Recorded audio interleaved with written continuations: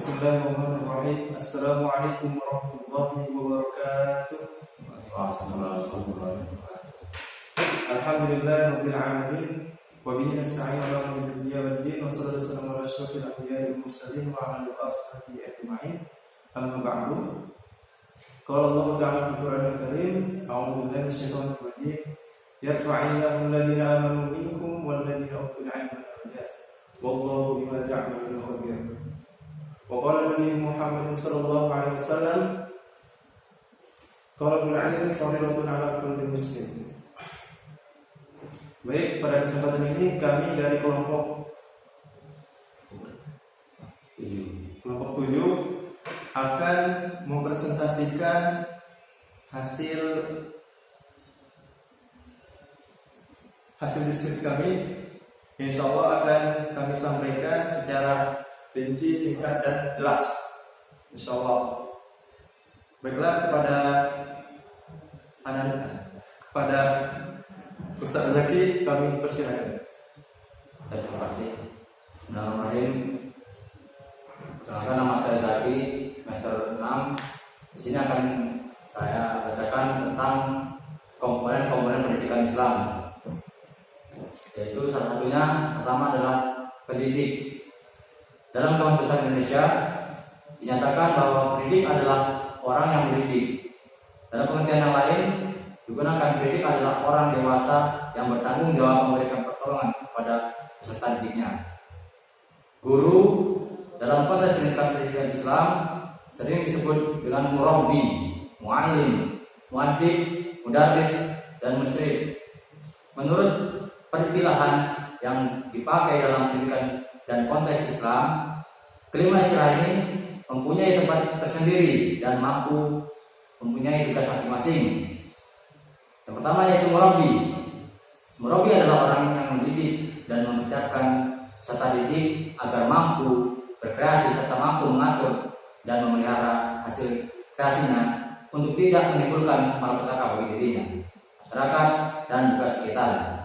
Kemudian mu'allim adalah orang yang menguasai ilmu, mampu mengembangkan dan menjelaskan fungsi dan kehidupan, menjelaskan dimensi teoritis dan praktisnya, sekaligus melakukan transfer ilmu pengetahuan, internasionalis, dan implementasi. Kemudian yang ketiga yaitu murabbi. Yang ketiga yaitu muaddib, adalah orang yang mampu menyiapkan peserta didik untuk bertanggung jawab dan membangun peradaban yang berkualitas di masa depan. Yang selanjutnya yaitu mudarris, adalah orang yang memiliki kepekaan intelektual dan informasi serta memperbarui pengetahuan dan keahliannya secara berkelanjutan dan berusaha mencerdaskan peserta didiknya, memberantas kebodohan mereka serta melatih keterampilan sesuai bakat, minat, dan kemampuannya. Yang selanjutnya yaitu musyrik, adalah orang yang mampu menjadi model atau sentra identifikasi diri atau menjadi pusat panutan, teladan, dan konsultan bagi peserta didiknya. Nabi Muhammad SAW juga memposisikan pendidik di tempat yang mulia dan terhormat. Beliau menegaskan bahwa ulama adalah waris para nabi, serta ulama adalah orang yang berilmu dalam perspektif pendidikan Islam. Pendidik masuk ulama. Tugasnya pendidik adalah mewarisi para nabi. Hal ini beralasan mengingat peran penting pendidik sangat menentukan dan mendidik manusia untuk tetap konsisten dan komitmen dalam menjalankan risalah yang dibawa oleh Rasulullah SAW. Kemudian ada pula hadis yang menjelaskan bahwa kedudukan orang alim itu lebih unggul dibanding abid. Juga hadis tentang pujian Nabi Muhammad SAW terhadap orang yang belajar ilmu Al-Quran dan mengajarkan kepada orang lain. Yang pertama tadi yaitu peserta didik, yang termasuk komponen-komponen dalam pendidikan Islam. Yang kedua yaitu peserta didik. Itu saja peserta didik termasuk dalam komponen pendidikan Islam. Pertama pendidik, yang kedua peserta didik. Peserta didik dalam pendidikan Islam adalah individu yang sedang tumbuh dan berkembang, baik secara fisik, psikologis, sosial, dan religius. Peserta didik tidak hanya melibatkan anak-anak, tapi juga orang dewasa. Sementara istilah anak didik hanya dikhususkan bagi individu yang berusia kanak-kanak. Di dalam ajaran Islam terdapat berbagai istilah yang berkaitan dengan peserta didik, antara lain tilmil untuk tingkatan paling bawah, talib untuk tingkatan seperti menengah, dan ta'alim untuk orang yang menuntut ilmu. Perkembangan konsep pendidikan yang tidak hanya terbatas pada usia memberikan konsekuensi dan pengetahuan peserta didik. Kalau dulu orang mengonsumsi pendidikan terdiri dari anak-anak pada usia sekolah, maka sekarang peserta didik dimungkinkan masuk juga dalam orang dewasa. Baik, kemudian yang ketiga yaitu lingkungan pendidikan. Lingkungan pendidikan meliputi segala segi kehidupan atau kebudayaan. Hal ini didasarkan pada pendapat bahwa pendidikan sebagai gejala kebudayaan yang tidak membatasi pendidikan pada sekolah saja. Lingkungan pendidikan merupakan lingkungan tempat berlangsungnya proses pendidikan yang merupakan bagian lingkungan sosial. Contohnya lingkungan keluarga. Lingkungan keluarga merupakan lingkungan pendidikan yang pertama dan utama karena manusia pertama kali memperoleh pendidikan di lingkungan ini. Kemudian yaitu lingkungan sekolah. Lingkungan sekolah adalah lingkungan yang kedua bagi anak-anak. Disinilah potensi anak akan ditumbuhkan dan dikembangkan. Sekolah merupakan tumpuan dan harapan orang tua, masyarakat dalam mencerdaskan kehidupan bangsa. Dan yang ketiga yaitu lingkungan masyarakat yang merupakan sosial terbesar dalam suatu negara. Selain di dalam lingkungan keluarga dan lingkungan sekolah, pendidik juga dapat berlangsung di dalam lingkungan masyarakat. Mungkin tadi tiga komponen pendidikan, tiga komponen dalam pendidikan Islam. Nah, selanjutnya mungkin akan saya serahkan kepada pembicara yang hormat. Terima kasih. Selanjutnya silakan kembalikan. Baik, terima kasih kepada Ustaz Zaki atas pemaparannya. Kita lanjutkan ke pemateri kedua, yaitu Ustaz Rahimahullah Ikhwan. Bismillahirrahmanirrahim. Assalamualaikum warahmatullahi wabarakatuh. Jadi langsung saja saya akan melanjutkan pembahasan yang telah disampaikan oleh Ustaz Zaki Mubarak. Sekarang saya akan masuk tentang materi pembelajaran. Materi pembelajaran disusun secara logis dan sistematis dalam bentuk yang pertama teori, yaitu seperangkat konstruktur atau konsep, definisi atau proposisi yang saling berhubungan, yang menyajikan pendapat sistematik tentang gejala dengan menspesifikasi hubungan-hubungan antara variabel-variabel dengan maksud menjelaskan atau meramalkan gejala tersebut. Yang kedua, konsep. Suatu abstraksi yang dibentuk oleh organisasi dari kekhususan-kekhususan merupakan definisi singkat dari sekelompok fakta atau gejala. Yang ketiga, generalisasi. Kesimpulan umum berdasarkan hal-hal yang khusus, bersumber dari analisis, pendapat atau pembuktian dalam penelitian. Yang keempat, prinsip, yaitu ide utama, pola skema yang ada dalam materi yang mengembangkan hubungan antara beberapa konsep. Yang selanjutnya, prosedur, yaitu seri langkah-langkah yang berurutan dalam materi pembelajaran yang harus dilakukan peserta didik. Selanjutnya, fakta, yaitu sejumlah informasi khusus dalam materi yang dianggap penting, terdiri dari terminologi, orang, dan tempat serta kejadian. Selanjutnya, istilah, kata-kata perbendaharaan yang baru dan khusus yang diperkenalkan dalam materi. Selanjutnya, contoh atau ilustrasi, yaitu hal atau tindakan atau proses yang bertujuan untuk memperjelas suatu uraian atau pendapat.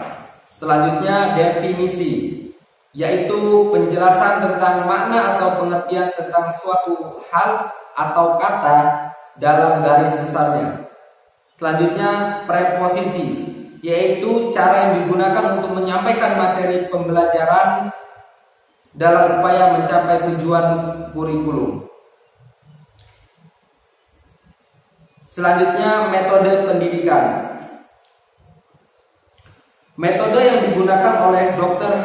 Hajah Nur Uhdiyati yang mengutip dari Muhammad Qutb di dalam bukunya Minhajut Tarbiyah Islamiyah menyatakan bahwa teknik metode pendidikan Islam itu ada 8 macam. Dari ke-8 tersebut diantaranya yang pertama, pendidikan melalui teladan, yaitu merupakan salah satu teknik pendidikan yang efektif dan sukses. Yang kedua, pendidikan melalui nasihat. Di dalam jiwa terdapat pembawaan untuk terpengaruh oleh kata-kata yang didengar. Pembawaan itu biasanya tidak tetap dan oleh karena itu kata-kata harus diulang-ulang. Yang ketiga, pendidikan melalui hukuman. Yang keempat, pendidikan melalui cerita. Yang kelima, pendidikan melalui kebiasaan. Yang keenam, menyalurkan kekuatan. Yang ketujuh, mengisi kekosongan. Yang kedelapan, pendidikan melalui peristiwa-peristiwa. Hidup ini penuh perjuangan dan merupakan pengalaman-pengalaman dengan berbagai peristiwa, baik yang timbul karena tindakannya sendiri maupun karena sebab-sebab di luar kemampuannya. Guru yang baik tidak akan membiarkan peristiwa-peristiwa itu berlalu begitu saja tanpa diambil menjadi pengalaman yang berharga. Ia mesti menggunakannya untuk membina, yaitu mendidik, mengasuh jiwanya. Oleh karena itu pengaruhnya tidak boleh hanya sebentar itu saja. Selanjutnya, kurikulum pendidikan. Kurikulum merupakan salah satu komponen yang sangat menentukan dalam suatu sistem pendidikan. Oleh karena itu, kurikulum merupakan alat untuk mencapai tujuan pendidikan dan sekaligus sebagai pedoman dalam pelaksanaan pengajaran. Setiap pendidik harus memahami perkembangan kurikulum karena merupakan suatu formulasi pedagogi yang paling penting dalam konteks pendidikan.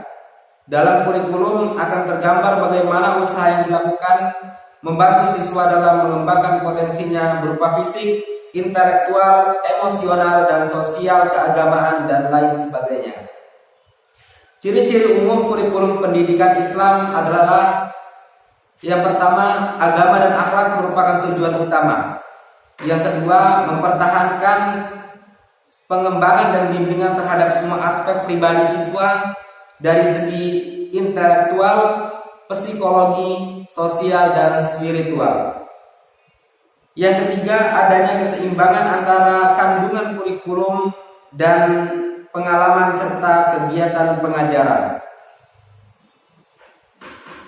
Sistem penerapan pendidikan Islam. Sistem adalah suatu keseluruhan yang terdiri dari komponen-komponen yang masing-masing bekerja sendiri dalam fungsinya dan berkaitan dengan fungsi dari komponen lainnya, yang secara terpadu bergerak menuju ke arah satu tujuan yang telah ditetapkan. Faktor atau unsur yang disistematisasikan dalam proses kegiatan pendidikan dalam upaya mencapai tujuannya.